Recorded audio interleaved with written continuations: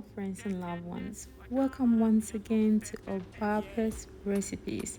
In today's video, I'm going to show you how to make this quick but tasty vegetables sauce that you can easily eat with rice or any side of your choice. So let's get into this video. We're gonna start blending few ingredients right here. So I have pepper, onion, garlic, and ginger, and I added a pinch of salt, and you're gonna blend that. After you've done that, just leave it aside. And remember, you can use blender to do this part. So next, I just added my oil, and I'm gonna add here fresh rosemary and bay leaf. Let it cook for just 30 seconds, and then after that, you can just add a diced onion. So leave it to cook just 2 minutes, and after 2 minutes, this is how it's gonna look like. And then at this point of time, you can add your spicy pepper sauce. Yeah, this is what we just blend from the beginning. Yeah, so add that and then leave it to cook for 5 minutes.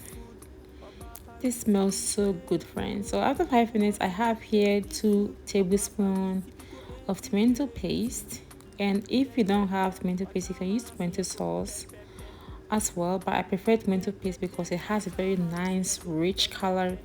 Whenever you make your vegetable soup, it looks really amazing. So next, I'm just adding here fresh tomatoes. I used about 5 large tomatoes. Yeah, it might not look very much, but it is a lot of tomatoes. Leave one to cook for just 7 minutes, and then you can start by adding your seasoning. So I have here all purpose herb seasoning, and I'm adding here my soya powder. Yes, you can add soya powder for your stew, and trust me, you will never regret that. So after let it cook for just 10 minutes, you can add your carrots or your vegetables. So I'm adding here green beans as well. I really love green beans. Everything green looks beautiful.